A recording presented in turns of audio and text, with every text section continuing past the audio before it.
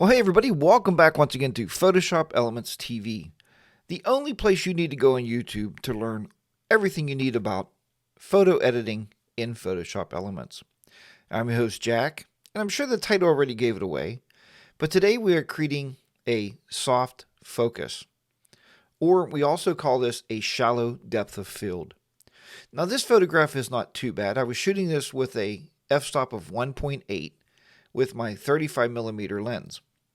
Now I do senior photography and I also do engagement pictures. I stopped doing weddings about 3 years ago.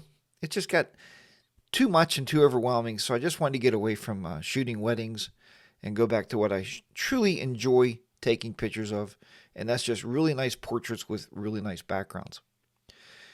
In this photo and in this tutorial, I'm going to show you how to create a soft focused background or a shallow depth of field if you don't have a very expensive lens.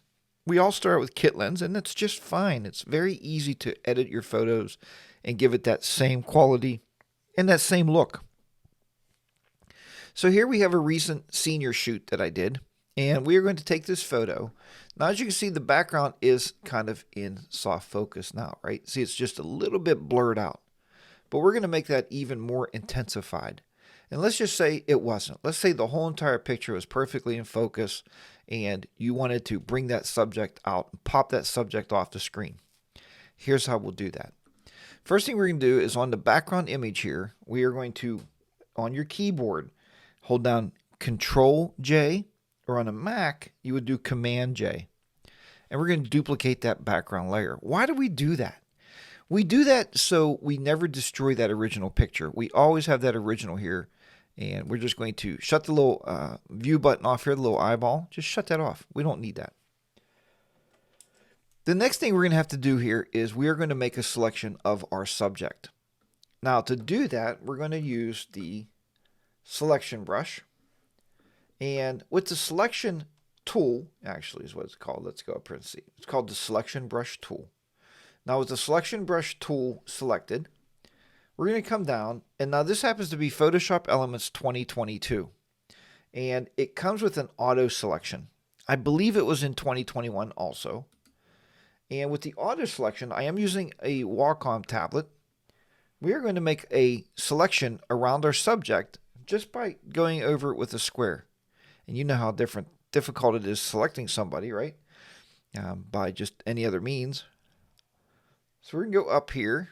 I'm trying to watch on my Wacom tablet. And the Wacom tablet is never big enough to do what I want to do here. Let's see here.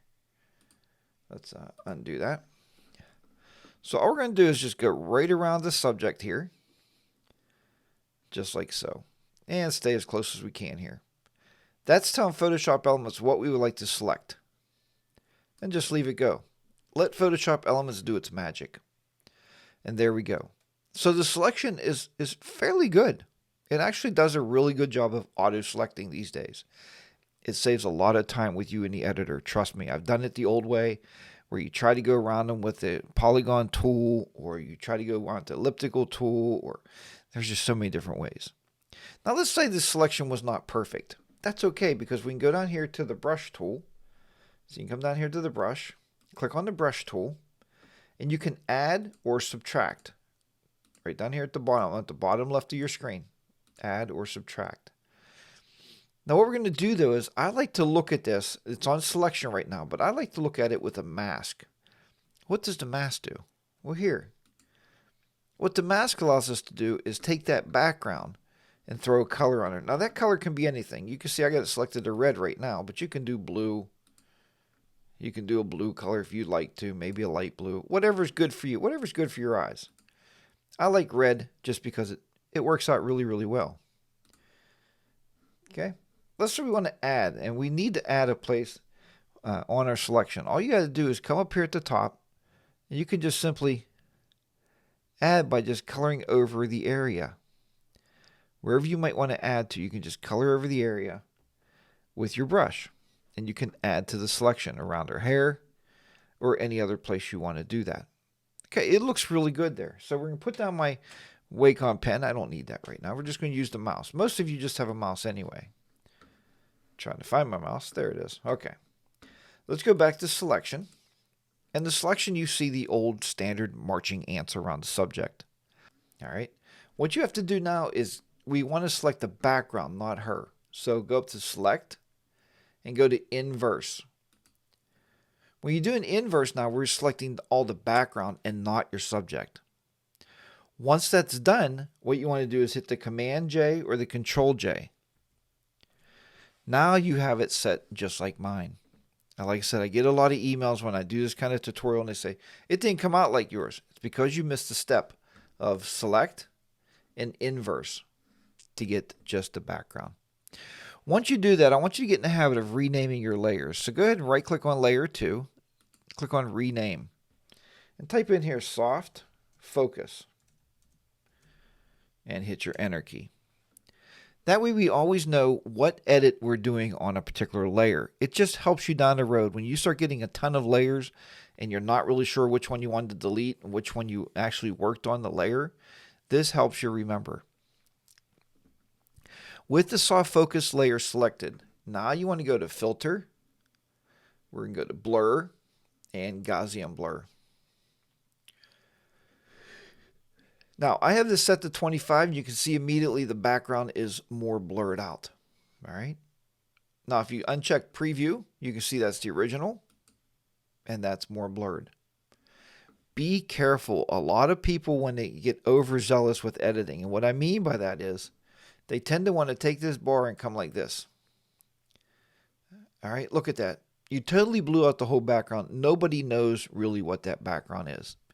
Is it interesting picture? Yes, I'll give you that. But you want to have detail in your photographs. And you want to know where was that subject standing. So we're trying to get this back. You're like, man, I can't get that back to 25. Well, all I got to do is go in here, highlight the number, and type 25. And there it is, it's set. I like doing 25. Again, you can, it's totally up to you however you want to do it. You can definitely take this to the plus and minus up here in the preview window, and you can see more of it. You can bring it up and down. We can move it around because you might want to see how much soft focus you have. There we go. Once you have it done, though, the main thing is click OK. Okay, now you have your picture done. You have a beautiful background. The beautiful subject is pulled to the front of that picture. And now we have what looks like you used a very expensive lens to shoot this photo. So how do you save this? A lot of people say, well, Jack, you shut your photos, you're editing off too soon. You never tell us what to do at the end. Here's what you have to do at the end. If you want to save all of your layers, what you'll do is go up to File, Save As, and you're going to save it as a PSD file. All right. Make sure you rename it. I renamed this already to Soft Focus PSD. PSD, if you can see the format, is a Photoshop format. It's going to maintain the layers. That's important because if we want to come back in here and edit this another time, the work you have done has already been done. Include in the Elements Organizer includes a version set. So it's going to be set in the organizer with the original. That's a great thing because now you can go back and find all the different ones you edited. It's kind of like having all the revisions in a document. Click on Save. And I say Replace because I actually had this done before here. All right. Very simple. Now, to take this to your local kiosk and get this thing printed, you're like, wow, I took that picture out, I put it on a thumb drive, and it wouldn't show up on the kiosk. There was no pictures available, and I know that picture's on my thumb drive. That's because we have to go to File, Save As, and down here at the bottom under Format, you have to change the format. Most kiosks or places you email your pictures to get developed, any of the photography places online that you want to get these pictures developed, don't understand Photoshop format. Now, a lot of photographers use TIFF because it doesn't compress any of the detail of the images.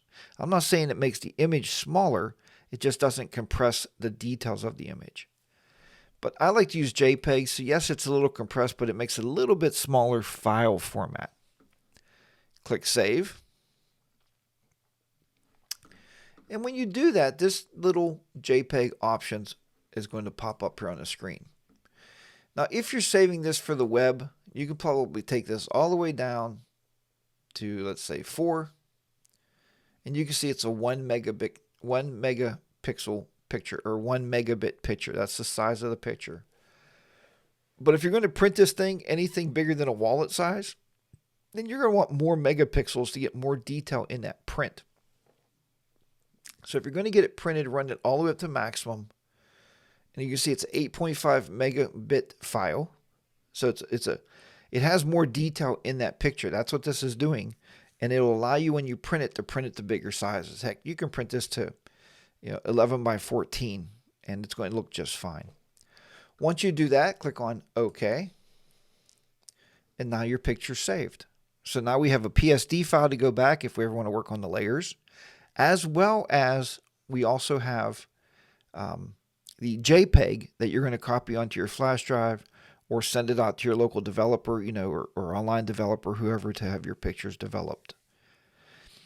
I hope this tutorial was helpful for you, and I know a lot of people email me all the time and ask me, how's this done?